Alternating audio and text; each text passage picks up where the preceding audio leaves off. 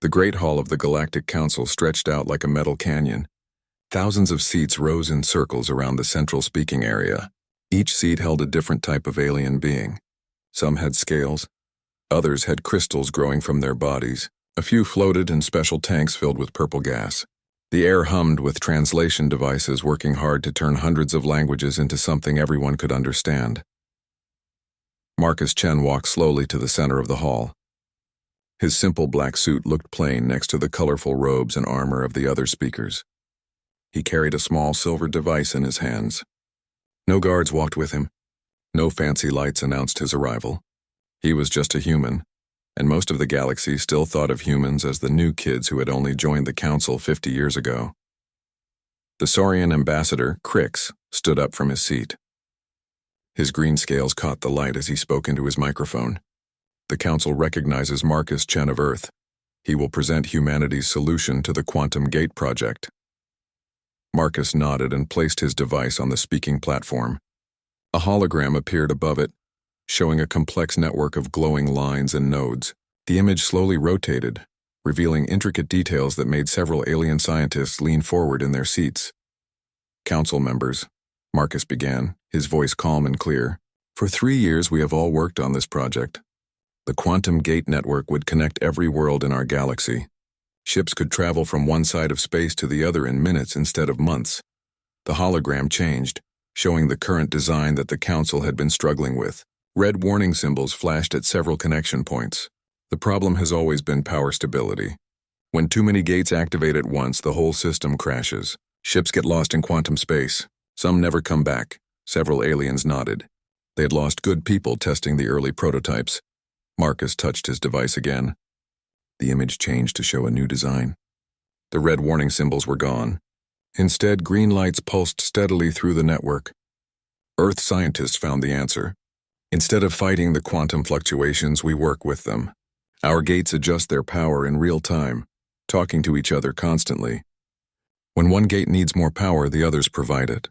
When one needs less, it shares with the network. An insect-like being from the Hivik Collective clicked his mandibles together. This was their way of showing interest. The calculations for such a system would be enormous. "How do you process so much data?" Marcus smiled slightly. "We don't process it. We let the quantum fields process themselves. Think of it like a river finding its own path down a mountain. We just build the right kind of riverbank." The hall buzzed with excited whispers. Several species had spent decades trying to solve this exact problem. The human solution was elegant and simple. "There is more," Marcus continued. He touched his device once more. The hologram expanded, showing not just the gate network, but improvements to communication systems, medical scanners, and even weather control satellites. These same principles work for many technologies. We are willing to share all of this research with the Council. No payment required. No special deals. We believe that when everyone benefits, everyone wins. The hall fell silent. Free technology sharing was rare in galactic politics. Most species guarded their advances carefully, using them as bargaining tools. From the highest tier of seats, a voice rang out like breaking glass. "Why are we wasting time with this foolishness?" All eyes turned upward.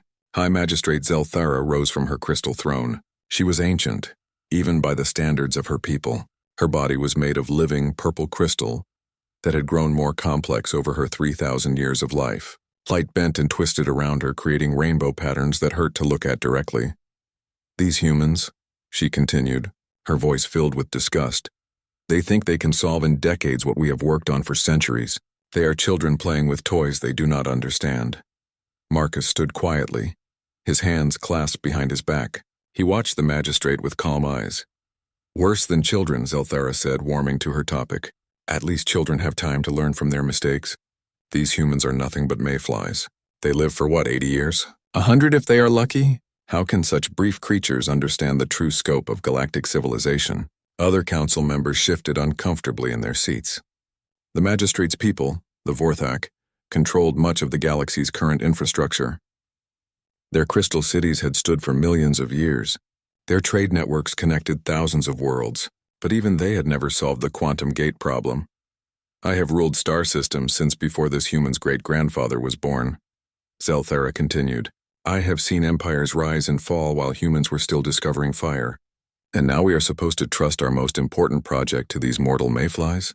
She turned her glowing gaze directly on Marcus. Humans contribute nothing of lasting value to this galaxy. Their short lives make them think only of quick fixes and simple answers. They cannot comprehend the deep complexities that we ancient races understand. Why do we even allow them to speak in this hall? The silence that followed was thick and uncomfortable. Several younger species looked shocked. The older races kept their expressions carefully neutral. They had heard such opinions before, though rarely spoken so openly. Marcus Chen stood in the center of it all. His face showed no anger, no hurt feelings, no embarrassment. He simply looked up at the magistrate for a long moment. When he finally spoke, his voice was quiet but carried clearly through the hall's acoustics. I see. Those two words somehow felt heavier than all of the magistrate's insults. Marcus reached forward and picked up his silver device. The hologram disappeared. He gathered the data crystals he had brought and placed them carefully in his jacket pocket. Thank you for your time, council members, he said with a polite bow. Earth withdraws its proposals from consideration. Without another word, Marcus Chen turned and walked toward the exit. His footsteps echoed in the silent hall. Other human delegates who had been sitting in the Earth section quietly stood and followed him. They gathered their materials and left without speaking. Ambassador Crix rose from his seat. Marcus, perhaps we could discuss this. The magistrate speaks only for herself, not for the council. Marcus paused at the exit but did not turn around. The magistrate has made the council's position clear. Earth respects the wisdom of our elders. We will not trouble you with our mayfly solutions again.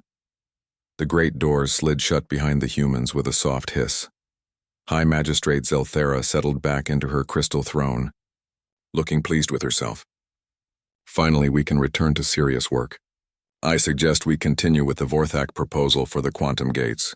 It may take longer to implement, but at least it comes from a race that understands permanence. Several council members nodded, though they looked uncertain. Others stared at the doors where the humans had left.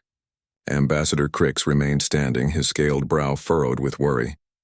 Magistrate, he said carefully, perhaps your words were somewhat harsh. Zelthara's crystal body flashed with dismissive light. Truth is often harsh, Ambassador. Better to speak it now than waste more time on impossible dreams. Outside the council station, human ships were already powering up their engines. Within an hour, the entire Earth delegation had departed. They left behind only the faint trail of their ion drives and a galaxy that had no idea what it had just lost. The Quantum Gate project continued with the remaining species. But somehow, without the humans' elegant solutions, the problems seemed bigger than before. The mathematics grew more complex, the power requirements more demanding. What had seemed possible now felt impossibly difficult. In her crystal throne, High Magistrate Zelthera smiled. She had put the young race in their place. The galaxy would continue as it always had, guided by the wisdom of the ancient peoples. She had no idea that she had just made the worst mistake in galactic history. News traveled fast in space. By the time Marcus Chen's ship reached the outer edges of council space, every human colony had heard about the magistrate's words. The message spread through quantum communication networks passed along by traders and discussed in hushed tones in diplomatic circles. On Earth, Admiral Sarah Rodriguez sat in her office overlooking the Pacific Ocean. Rain streaked the windows as she read the official report for the third time. Her aide, a young lieutenant, stood nervously by the door. Admiral, the media is asking for a statement. How should we respond to the magistrate's comments? Sarah set down the report and looked out at the gray ocean. We don't respond. We act. Act how, ma'am? Send orders to all human scientific and engineering personnel in galactic space. They are to complete their current projects and return home immediately. No exceptions, no delays. The lieutenant blinked in surprise. All of them? But Admiral, we have thousands of people working on alien worlds. Research stations, construction projects, medical facilities, all of them, Sarah repeated firmly. Issue the recall order within the hour. Across the galaxy, humans began to pack. On the crystal mining world of Vex Prime, Dr. Elena Vasquez supervised the shutdown of her geological research station. For 5 years, she had worked with Vorthak scientists to find new ways to extract crystals without damaging the living rock formations. Her techniques had increased mining efficiency by 40%. But Elena, her Vorthak colleague Zethmore pleaded, "We are so close to perfecting the harmonic extraction process. Just 2 more months and we will revolutionize mining across the sector. Helena sealed the last container of her equipment. I'm sorry, Zethmore. My orders are clear. All research materials and equipment return with me to Earth. Orders? From whom? Surely your government understands how important this work is? Elena looked at her friend sadly. Important to whom? The magistrate made it clear that human contributions have no lasting value. We're just following her guidance. Similar scenes played out on hundreds of worlds. Human engineers stopped work on the orbital platform around the Zerion 7, leaving the project half-finished. Medical researchers at the Galactic Health Institute packed up their experimental treatments for Zorvan plague, even though they were weeks away from a breakthrough. Human teachers at the Interspecies Academy submitted their resignations, leaving alien students confused and upset. The economic effects began almost immediately. On the trade hub of Nexus Station, Captain Theros watched cargo ships back up in the loading bays. The station's traffic control system, optimized by human logistics experts, suddenly became less efficient.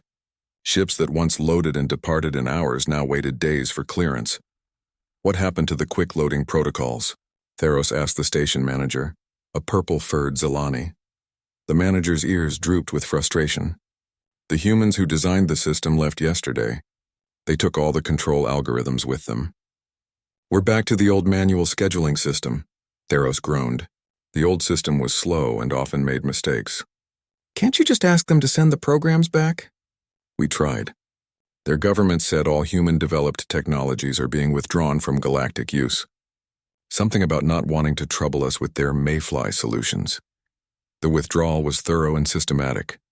Humans didn't just leave. They carefully removed or disabled anything they had contributed to alien projects.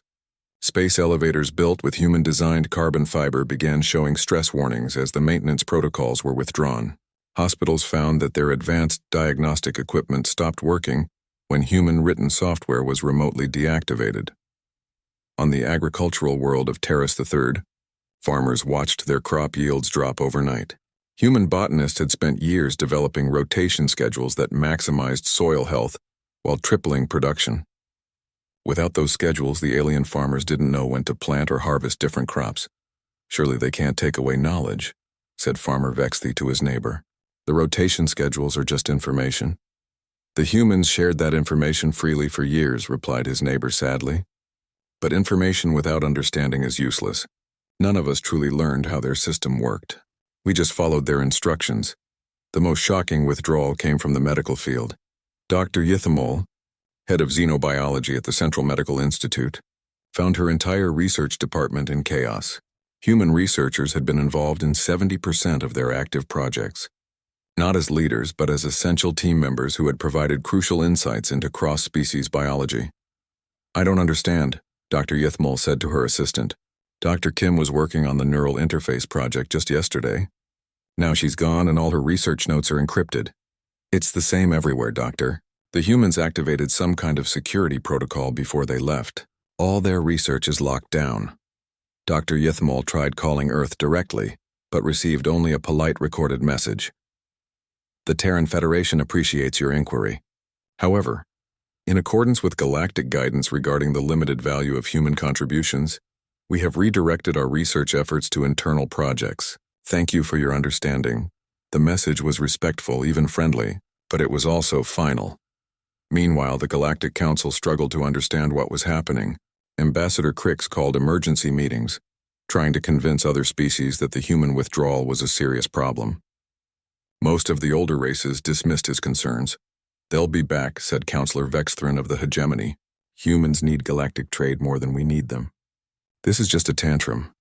I'm not so sure, Crix replied, studying the economic reports flowing in from across the galaxy.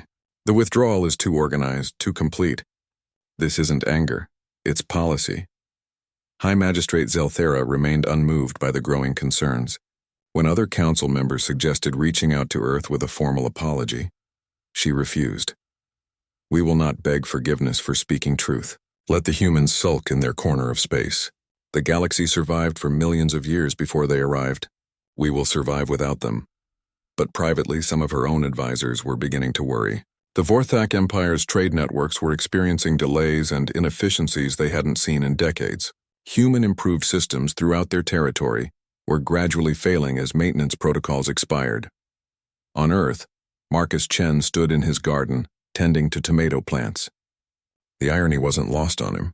He was nurturing life while the galaxy slowly withered.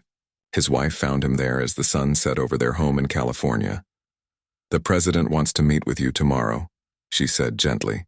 "Congress is asking questions about the withdrawal. Some people think we're being too harsh." Marcus touched a ripe tomato, feeling its warmth. "Are we being harsh, Lisa? Or are we finally listening?" "What do you mean?" "For 50 years, we've tried to prove we belong in galactic society. We've shared our best ideas, helped solve their problems, asked for nothing in return. And what did we get? We were told we're mayflies whose contributions have no lasting value." He turned to face his wife, his expression calm but sad. "Maybe the magistrate was right. Maybe we were trying to play in a game we don't understand. Maybe it's better if we focus on our own people, our own future." Lisa frowned. "You don't really believe that." Marcus was quiet for a long moment. "I believe that respect has to be mutual. If they don't value what we offer, then we shouldn't offer it." Across the galaxy, the effects of the human withdrawal continued to spread. Trade routes became less efficient. Medical treatments grew less effective. Research projects stalled as crucial expertise disappeared. The Quantum Gate project, already struggling, ground to a complete halt without human insights. But most aliens still believed this was temporary. Humans would realize they needed the galaxy more than the galaxy needed them. Economic pressure would force them back to the negotiating table. They had no idea that humanity was just getting started. In classified meetings on Earth, plans were being made. Not for war, not for revenge, but for something far more permanent. Humanity was about to discover what they could accomplish when they stopped trying to fit into someone else's vision of civilization. The galaxy had told them they were mayflies with no lasting value. Soon they would learn what the galaxy looked like without those mayflies. 6 months after the human withdrawal, Captain Theros stared at his cargo manifest with growing despair. His trade ship, the Golden Wind, sat in the loading bay of Nexus Station for the 3rd day running. What used to be a 6-hour stop had become a week-long ordeal. "Still no departure clearance?" asked his first officer, a young Centauri named Vexilos. Theros shook his head. "The traffic control system crashed again this morning. They're running everything manually now. The station manager says we're number 47 in line." Vexilos checked their cargo hold readings. "Captain, the medical supplies for Kepler 4 are time-sensitive. If we don't deliver them within the next 2 days..." "I know," Theros snapped, then immediately felt bad for his tone. It wasn't his officer's fault that galactic trade had become a nightmare. "Send another priority request to station control. Maybe they'll bump us up the list." But Theros knew it wouldn't help. Nexus Station, once the most efficient trade hub in the galaxy, now struggled to handle half its previous traffic volume. The automated systems that had made everything run smoothly were gone, and no one seemed to know how to replace them. On the agricultural world of Terrace III, Farmer Vexthi watched his crops wither in the fields. The harvest timing was all wrong. Without the human-designed rotation schedules, he and his neighbors had planted by guesswork. Some crops matured too early, others too late. The carefully balanced ecosystem that had supported 3 times the normal population was falling apart. "The soil composition is wrong," his neighbor said, kneeling to examine the dirt. "It's too acidic in some places, too basic in others.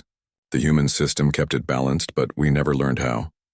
Vexthi looked across fields that had once been lush and green. Now they showed patches of brown where crops had failed. "We should have paid more attention to what they were doing instead of just following orders." "It's not just us," his neighbor replied sadly. "I heard from traders that food shortages are spreading across the sector. Dozens of agricultural worlds are having the same problems. Similar stories were emerging from across the galaxy. The Zilani Medical Consortium reported that their mortality rates had increased by 20%. Without human-developed treatments and diagnostic tools, diseases that had been manageable were once again becoming deadly." Dr. Yithmal paced her office at the Central Medical Institute, reading report after report of treatment failures. The neural interface project had collapsed completely without Dr. Kim's expertise. The xenobiology research that had promised to revolutionize medicine for all species was now impossible to continue. "Have we tried contacting Earth's medical universities directly?" her assistant suggested. Of course we have, Dr. Yithmal replied wearily. They're polite but firm. All collaborative research has been terminated. They're focusing on human-only projects now. But surely they understand that people are dying. Dr. Yithmal stopped pacing and looked out her window at the medical district. They understand perfectly. They also remember being called mayflies whose contributions have no lasting value. Would you help someone who said that about your life's work? The crisis reached beyond individual worlds and sectors. The Hivik Collective, known for their precise manufacturing, found their production lines failing. Human engineers had quietly improved their automated systems over the years. Now, without those improvements, defect rates skyrocketed and production slowed to a crawl. Queen Vexandra of the Collective called an emergency council meeting. Her insect-like features were rigid with frustration as she addressed her advisors.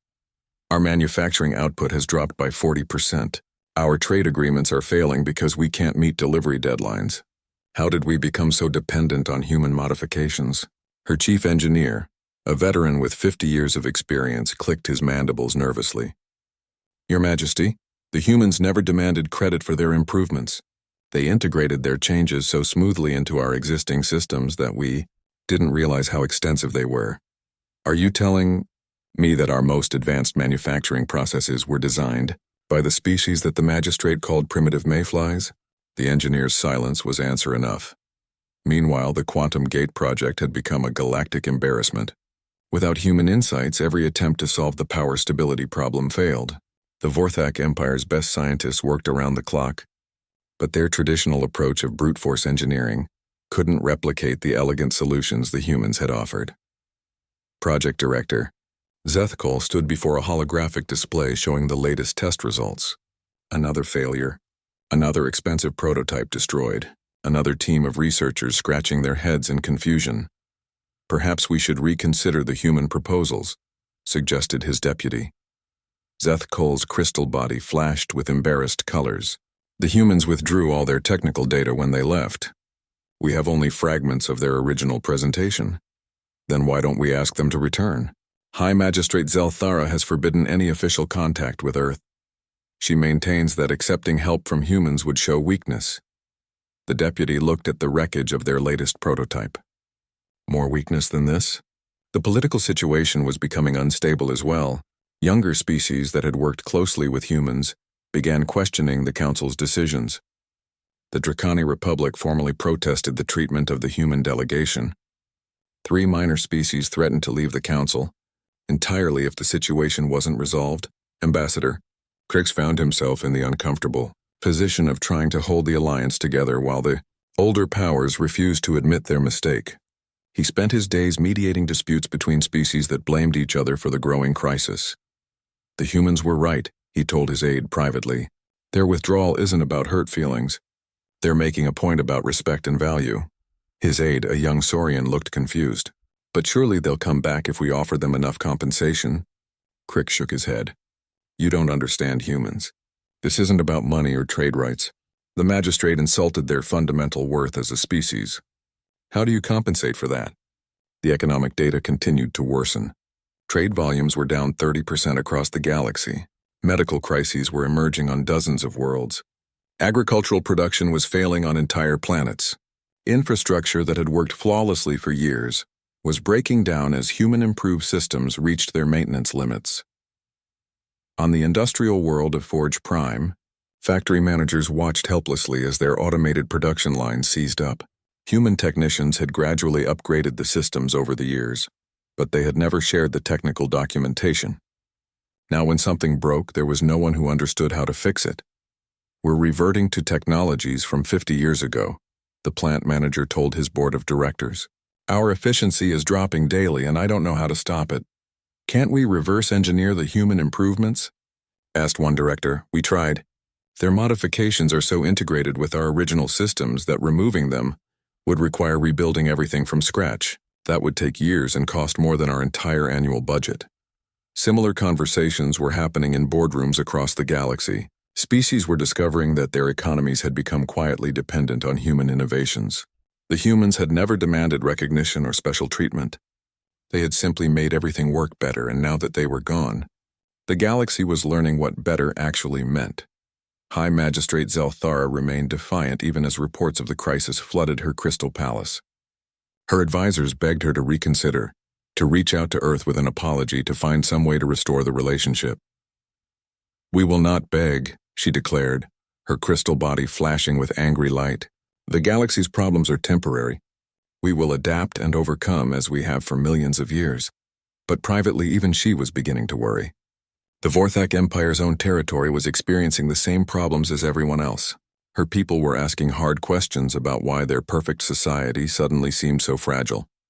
On Earth, human leaders watched the galactic situation with mixed feelings. There was no joy in seeing their former colleagues struggle. But there was also no regret about their decision to withdraw. Marcus Chen, now serving as Earth's special advisor on galactic affairs, met with President Martinez in the Oval Office. "The Council is starting to fragment," he reported.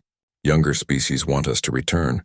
Older powers are too proud to admit they made a mistake. Economic chaos is spreading." President Martinez studied the intelligence reports. "Any sign that they're ready to formally apologize and change their approach?" "Not from the leadership. The magistrate is still in power, still claiming that the crisis is temporary." "Then we continue as planned. How are our own projects progressing?" Marcus smiled for the first time in months. "Better than we ever imagined. Without the constraints of galactic politics, our scientists are making breakthrough discoveries every day. We're developing technologies that would have been impossible if we'd stayed focused on fitting into their systems." The president nodded. "Then perhaps the magistrate was right about one thing. Perhaps we were wasting our time trying to play by their rules." Outside Earth's atmosphere, construction continued on projects that would have seemed impossible 6 months earlier. Humanity was discovering what they could accomplish when 2 years had passed since High Magistrate Zelthara spoke her fateful words. And the galaxy was dying. Not literally dying, but the vibrant, interconnected civilization that had flourished for millennia was crumbling piece by piece. What had started as minor inconveniences had grown into a cascade of failures that touched every aspect of galactic life. Ambassador Crix stood before the emergency session of the Galactic Council, his usually pristine scales dulled with exhaustion. The great hall that had once held thousands of delegates now echoed with the voices of barely 300. Many species had stopped sending representatives altogether, too busy dealing with crises at home. "The situation cannot continue," Crix announced to the sparse assembly. "In the past year alone, we have seen the collapse of 6 major trade networks, medical emergencies on 43 worlds, and agricultural failures affecting over 2 billion beings." In the highest tier of seats, High Magistrate Zelthara still maintained her crystal throne, but even her eternal radiance seemed dimmer than before. The Vorthak Empire, once the proudest civilization in the galaxy, was struggling to hold its territory together. "These problems are temporary," she insisted, though her voice lacked its former certainty. "Ancient civilizations do not crumble because one young species withdraws from galactic affairs." But the evidence suggested otherwise. The Hivik Collective had lost 60% of their manufacturing capacity. The Zelani Medical Consortium was rationing treatments that had been routine just 2 years earlier. Even the mighty hegemony was experiencing civil unrest as their perfect order collapsed under the weight of failing infrastructure. Captain Theros had become an unofficial messenger between worlds, carrying letters and small packages because the quantum communication networks were failing. His ship, the Golden Wind, was one of the few still operating regular trade routes, though regular now meant whenever he could find cargo and fuel. "It's getting harder every month," he told the gathering of ship captains on Nexus Station. The once bustling trade hub was now operating at quarter capacity. Half the automated systems are down. Navigation beacons are failing because nobody knows how to maintain them. "At least you can still get fuel," replied Captain Vexnara of the Stellar Dream. 3 systems in my sector have had refinery failures. They're back to processing fuel manually, and the output is terrible quality." The captains nodded grimly. They had all seen the same pattern. Complex systems working perfectly one day, then failing catastrophically when some small human-improved component reached its maintenance cycle. On Terrace III, Farmer Vexthi walked through what had once been the most productive agricultural region in the sector. Now it looked like a wasteland. The soil was exhausted, poisoned by improper crop rotation and chemical imbalances. His people were surviving on emergency rations shipped from off-world, when ships could get through at all. We should have learned, he said to his daughter, who had returned from university to help with the crisis. The humans tried to teach us their methods, but we thought we could just follow their schedules without understanding the principles. His daughter knelt and picked up a handful of dead soil. I've been studying their old research papers. What they developed wasn't just farming. It was a complete ecosystem management system. They understood relationships between soil microbes, plant genetics, weather patterns, everything. Can we recreate it? She let the soil fall through her fingers. Maybe in 10 or 15 years if we start from the beginning and actually learn the science instead of just copying their procedures. But by then it would be too late for their world. The population was already leaving in massive refugee ships, seeking homes on planets that could still feed them. Dr. Yithmol had aged visibly in the past 2 years. Her medical institute, once at the forefront of xenobiological research, now struggled to treat patients with diseases that had been routine to cure just a few years earlier. We're seeing the return of Karathi syndrome, she told her remaining staff. 3 cases this week. Before the humans left, we hadn't seen a case in 5 years. Her chief resident, a promising young doctor, looked confused, but we have the treatment protocols. The humans published them before they withdrew. We have the protocols, Dr. Yithmol agreed sadly, but we don't have the underlying research. When the treatment doesn't work exactly as written, we don't know how to modify it. The humans understood why the treatment worked. We only knew that it did. Similar scenes played out across the galaxy. The Quantum Gate project had been officially abandoned after a catastrophic test failure that destroyed an entire research station. 300 scientists died when the experimental gate created an unstable rift in spacetime. The investigation revealed that the disaster could have been prevented by safety protocols the humans had tried to share 2 years earlier. Project Director Zeth Cole submitted his resignation in shame. We ignored their warnings about quantum resonance feedback. We thought our traditional shielding methods would be sufficient. We were wrong, and good people paid the price for our arrogance. The political situation had become desperate. Several younger species had broken away from the Council entirely, forming their own alliance. They sent secret messages to Earth, begging humanity to reconsider their isolation. The older powers found their authority crumbling as their own people, questioned leaders who had driven away the galaxy's most innovative species. Queen Vexandra of the Hivik Collective was the first major leader to break ranks. In a closed session of her royal council, she made a declaration that would have been unthinkable 3 years earlier. We are going to formally apologize to Earth and request their return to galactic affairs, she announced. Her advisors looked shocked. Your Majesty, the other powers will see this as weakness. The magistrate will be furious. The magistrate's pride is destroying us all, the Queen replied firmly. My people are dying because our factories can't produce medicine. Our children are leaving for distant colonies because they see no future here. How is that strength? But what if the humans refuse our apology? Queen Vexandra was quiet for a long moment. Then at least we will have tried. At least we will have admitted our mistake while there's still something left to save. The formal apology came in the form of a massive diplomatic mission. 12 species, led by Ambassador Crix and Queen Vexandra, gathered their finest gifts and most advanced technologies.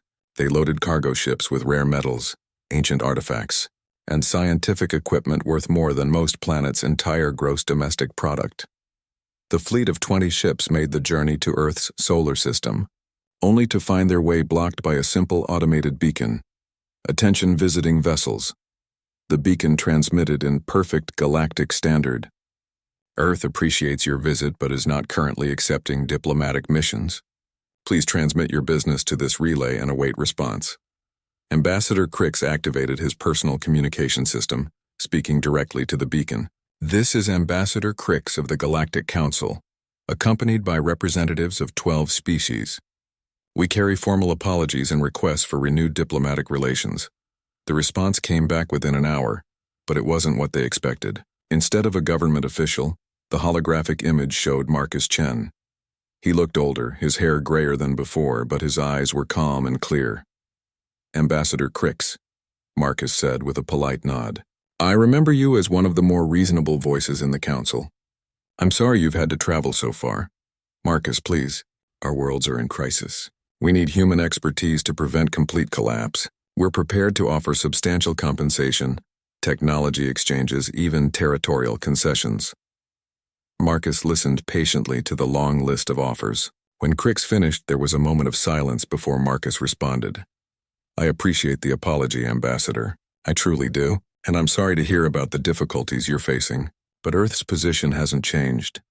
But surely you understand that people are suffering, dying. Whatever mistakes were made, innocent beings are paying the price. Marcus's expression grew sad. Yes, people are suffering. Just as humans suffered when we were told our contributions had no lasting value. Just as we were dismissed as primitive mayflies unworthy of respect. The magistrate was wrong, Queen Vexandra interrupted, her insect-like features animated with desperation. We see that now. Please, we're begging you to reconsider. Your Majesty, Marcus replied gently, this isn't about punishment or revenge. It's about recognizing reality. The galaxy made a choice when it decided human contributions were worthless. We've simply accepted that choice and moved on. Moved on to what? Crix asked. Marcus smiled slightly. To building our own future. To solving our own problems. To creating wonders you can't imagine. Free from the constraints of galactic politics and the burden of proving ourselves worthy to those who will never see our value. The diplomatic mission returned empty-handed, carrying with them the stunning realization that humanity wasn't angry. They were done. Earth had moved beyond the galaxy entirely, pursuing goals and dreams that no longer included their former colleagues. As their ships departed Earth's solar system, the delegates caught glimpses of massive construction projects in the outer planets. 5 years had passed since High Magistrate Zelthara called humans mayflies, and the galaxy had learned to live with the consequences of that moment, not learn to thrive, learn to survive. The great civilizations that had ruled space for millennia had found new forms. The Vorthak Empire had split into smaller, more manageable territories. The Hyvik Collective had adopted simpler manufacturing methods that were less efficient but more reliable. The Galactic Council still met, but in a smaller hall with fewer species, discussing smaller problems. Life went on just less than before. On the research station orbiting the ruined world of Kelos Prime, a young Draconi scientist named Vex Thill worked late into the night shift. She was part of the new generation that had grown up after the Great Withdrawal, as historians were already calling it. To her, the current state of the galaxy wasn't a catastrophe. It was simply how things were. She was researching in the station's archives, looking for information about pre-withdrawal energy systems, when she stumbled across a data cache that had been misfiled years earlier. The files were marked with Earth's symbol, a simple blue circle with green continents. Strange, she muttered, accessing the files. These are old research proposals from the Quantum Gate project. As she read through the documents, her eyes grew wider and wider. These weren't just the proposals that Marcus Chen had presented to the Council. These were the complete research files, thousands of pages of theoretical work, experimental data, and practical applications. But it was one particular file that made her drop her datapad in shock. The Consciousness Transfer Protocol, she whispered, reading the title. Theoretical Framework for Digital Immortality Across Species. She read frantically, her translator working overtime to process the complex scientific language. According to the documents, human scientists hadn't just been working on quantum gates. They had been developing technologies that would allow any being to transfer their consciousness to digital storage, essentially achieving immortality. They solved death, she breathed. They actually solved death, and they were going to share it with everyone. Other files revealed equally stunning discoveries. Temporal manipulation systems that could slow or accelerate time in localized areas. Dimensional engineering that would allow the creation of pocket universes. Matter conversion technologies that could turn any element into any other element. Bexthil scrolled through file after file, each one describing advances that would have revolutionized galactic civilization. Agricultural systems that could grow food in the vacuum of space. Medical treatments that could cure any disease by rewriting genetic code in real time.